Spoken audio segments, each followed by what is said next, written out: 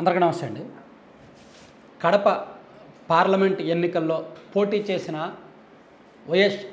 YS Sharmila గారు deposit కోల్పోతారు అని నిన్న ఆరామ్ ఆస్థాన్ గారు చెప్పారు. ఆరామ్ ఆస్థాన్ గారు నిన్న చెప్పారు. సో అసలు డిపాజిట్ అంటే ఏంటి, షర్మిల గారికి డిపాజిట్ రావాలంటే ఎన్ని ఓట్లు రావాలి, అసలు ఆమెకు ఎన్ని ఓట్లు వచ్చే అవకాశం ఉంది, ఇవన్నీ కూడా మనం ఒకసారి చూసుకుంటే సో ఓవరాల్గా కడప పార్లమెంట్ పరిధిలో 13,04,256 ఓట్లు పోలయ్యాయి.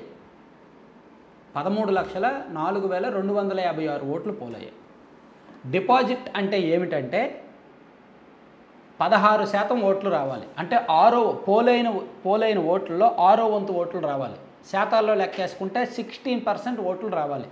అంటే ఇప్పుడు అక్కడ పోలైన 13,04,256 ఓట్లలో 16% అంటే 2,08,000, అంటే ఎగ్జాక్ట్ ఫిగర్ చెప్తాను, 2,08,680 ఓట్లు రావాలి షర్మిల గారికి.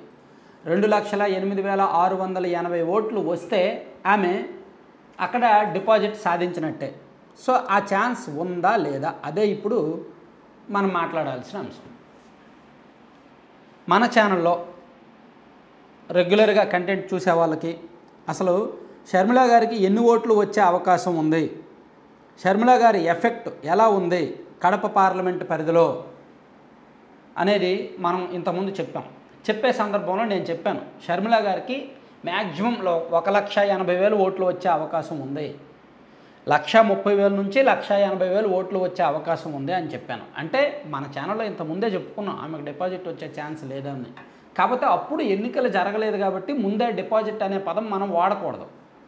కానీ ఓట్ల సంఖ్య ఇండైరెక్ట్గా నేను బోర్డు మీద రాసి మరీ ఎక్స్ప్లెయిన్ చేశాను. సో ఆ వీడియో లింక్ కూడా నేను డిస్క్రిప్షన్లో పెడతాను. అది ఏ వీడియో అనేది పైన ఐకార్డ్లో కూడా పెడతాను, ఒకసారి చూడండి. సో షర్మిల గారికి మ్యాక్సిమం కడప పార్లమెంట్ పరిధిలో 1,30,000 నుంచి 1,80,000 ఓట్లు పోలయ్యే అవకాశం ఉందని మనం చెప్తాం. సో నిన్న ఆరామ్ ఆస్థాన్ గారేమో 2,08,000 లోపే, అంటే 2 లక్షల లోపే ఓట్లు వస్తాయి, అంటే డిపాజిట్ రాదు అని చెప్పారు.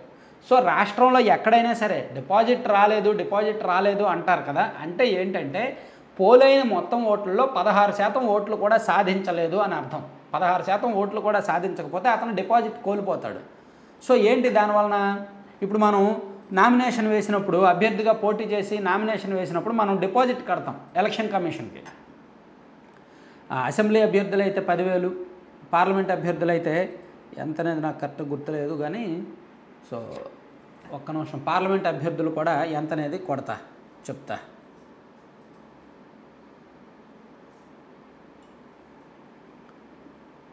సో అసెంబ్లీ అయితే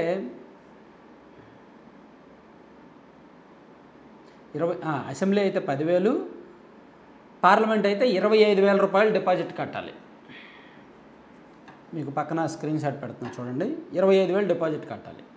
ఎప్పుడైతే ఆ అభ్యర్థులు డిపాజిట్ కోల్పోతారో, అంటే 16% ఓట్లు కూడా తెచ్చుకోరో, వాళ్ళు కట్టిన డిపాజిట్ వెనక్కి ఇవ్వరు. అది ఈసీఐ స్వాధీనం చేసుకుంటుంది. అంటే ఎలక్షన్ కమిషన్ ఆఫ్ ఇండియా అధీనంలోనే ఆ డబ్బులు ఉంటాయి.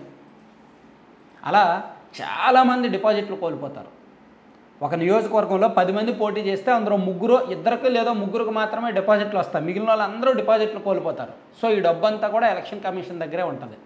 అలా ఎలక్షన్ కమిషన్కి కొన్ని 100 కోట్లు వస్తుంది.